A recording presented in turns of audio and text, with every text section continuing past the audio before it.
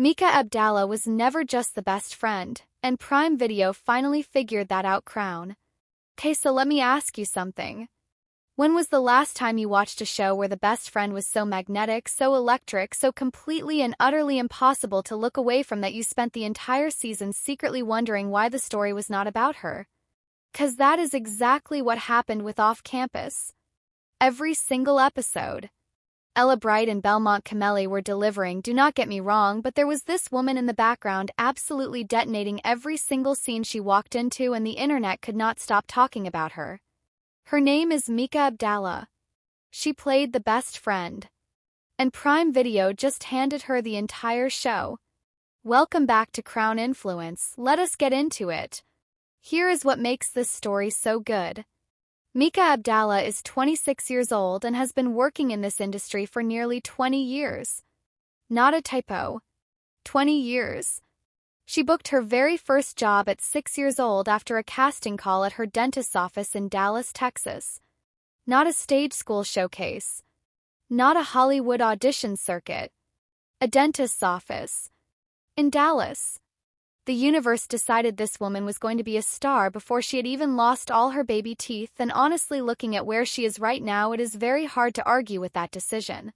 She spent years building her career quietly and consistently. Children's television, indie films, small but smart roles that kept adding layers to her range without ever quite putting her in the spotlight she deserved. She even tried college for about 6 months at UCLA, attempted the normal experience, looked around, decided absolutely not, and came straight back to the industry. Which in hindsight was the correct call because the industry clearly needed her back immediately. Now here is the part that is almost too cinematic to be real. Showrunner Louisa Levy has revealed that she and her co-showrunner Gina Fator had unknowingly included Mika on a mood board while pitching OffCampus, using her photos to capture Allie's energy before Mika had ever set foot in an audition room. Creators of the show built the character around the vibe of a woman they had not even met yet. That is not casting. That is the universe doing its thing with a production budget attached. When Mika finally walked into audition, Allie Hayes already had her face. The job was essentially already written for her. And then she showed up on screen and confirmed every single instinct those showrunners had. OffCampus dropped on Prime Video on May 13th and became one of the most watched debut seasons in the platform's entire history. 36 million viewers in under 2 weeks, third biggest debut of all time, #1 debut ever among women 18 to 34. Those are Garrett and Hannah's numbers on paper. But if you watch the show, you know whose scenes people were rewinding. You know whose one-liners were getting screenshotted and posted at 2 in the morning. You know who walked into the J.Lo dance scene and turned it into a full cultural moment that even J.Lo herself could not ignore. That was Mika.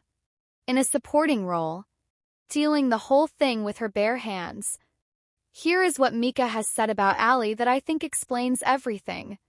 She describes Allie as herself on her absolute best day, operating at a consistent 10 out of 10 energy.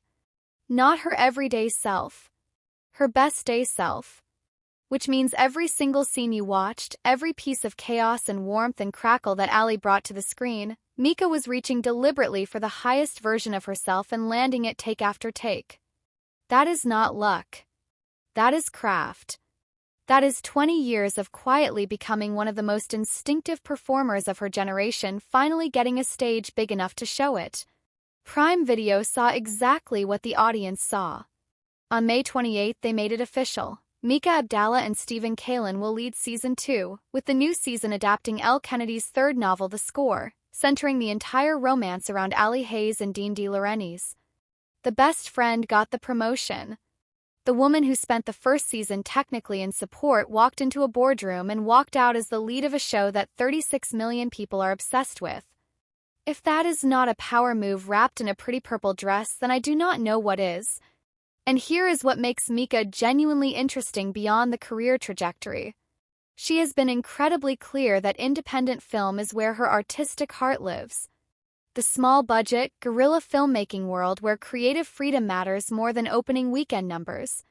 She has talked openly about wanting to balance the big commercial streaming work with smaller projects that maybe 11 people will see, but that will mean everything to the people who do see them. That level of artistic self-awareness at 26 while standing at the center of one of the biggest shows on television is rare. Most people in her position are sprinting toward the next franchise deal. Mika is thinking about the work itself. That is a different kind of ambition, and it is the kind that tends to build careers that actually last. Then there is everything that has been happening in her personal life. The broken engagement, the viral podcast moment, the fandom chaos that got loud enough to require an official Prime Video statement. And through all of it, Mika has been composed, measured, and completely focused forward. No messy posts. No reactive statements. Just quiet, dignified momentum, which honestly tracks perfectly for someone who spent 20 years building a career without ever needing the drama to do it. Season 2 is filming right now in Vancouver. Allie and Dean are coming. And the girl from the dentist's office in Dallas, who has been the most interesting person in every room she has ever walked into, is finally exactly where she was always supposed to be, front and center, name above the title, carrying the whole thing. Thank you so much for watching. See you in the next one.